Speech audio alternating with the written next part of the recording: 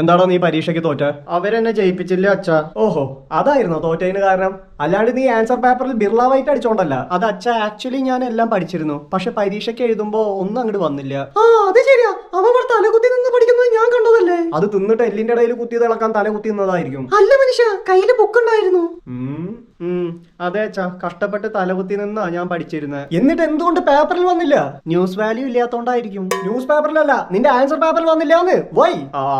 അത് പിന്നെ അതിപ്പോ അശ്രദ്ധ. ആ അതന്നെ, പ്രസൻസ് ഓഫ് മൈൻഡ് ഇല്ല. ആ മൈൻഡ് തന്നെ, ഞാൻ അങ്ങോട്ട് പറയാൻ വരായിരുന്നു. പഠിച്ച 4 അക്ഷരം പ്രസൻസ് ഓഫ് മൈൻഡിൽ പഠിച്ചിരുന്നേ കുറച്ചെങ്കിലും പേപ്പറിൽ വന്നേനെ. ഡാടാ ഇവിടെ ഒരു കാര്യം പറയുമ്പോ ഇവിടെ ശ്രദ്ധിക്കണം. ശ്രദ്ധ അതുണ്ടാവണം. അതില്ലെങ്കിൽ പിന്നെ ചെയ്യുന്നതല്ല അബദ്ധമായിരിക്കും. മനസ്സിലായോ? എവിടുന്ന് എല്ലാ കാര്യത്തിലും അശ്രദ്ധയാ? ആര് സ്വഭാവമാണോ എന്തോ കിട്ടിയിരിക്കുന്നത്. എനിക്ക് ജന്മന നല്ല പ്രസൻസ് ഓഫ് മൈൻഡാ. എനിക്ക് ജനിക്കുന്നതിന് മുന്നേ അതുണ്ട്. ഓഹോ, ഇന്നൊരു ഗ്ലാസ് ചായ കൊണ്ടുവാ, ഉപദേശിച്ച് തൊണ്ട പറ്റി. ചായ അല്ലേ കുറച്ചു മുമ്പ് കുടിച്ചേ? കുറച്ചു മുമ്പേ കുടിച്ചത് കൊണ്ടാണല്ലോ കുറച്ച് കഴിഞ്ഞ് ചോദിക്കുന്നേ. പോയി കൊണ്ടുവാ. മോനെ, ഈ പ്രസൻസ് ഓഫ് മൈൻഡ് കിട്ടണേൽ യോഗ, ബ്രീത്തിങ് എക്സസൈസ് ഒക്കെ ചെയ്യണം. അല്ലെ ദിവസം രാവിലെ എന്റെ കൂടെ നടക്കാൻ വാ, ഇമ്പ്രൂവ്മെന്റ് ഉണ്ടാവും. എന്റെ പ്രസൻസ് ഓഫ് മൈൻഡിനൊന്നും ഒരു കുഴപ്പമില്ല. പിന്നെ എന്തുകൊണ്ട് പഠിച്ചത് ഓർമ്മയിൽ വരുന്നില്ല? പഠിച്ചാലല്ലേ ഓർമ്മയിൽ വരാനൊക്കൂ. കാപ്പി. നിന്നോട് ഞാൻ കാപ്പിയാണോ ചോദിച്ച ശീലു? പിന്നെ എന്ത് ചെയ്യാനാ, തള്ളി മോനും കണക്കാ. ഒരു ഗ്ലാസ് വെള്ളല്ലേ ചോദിച്ചേ?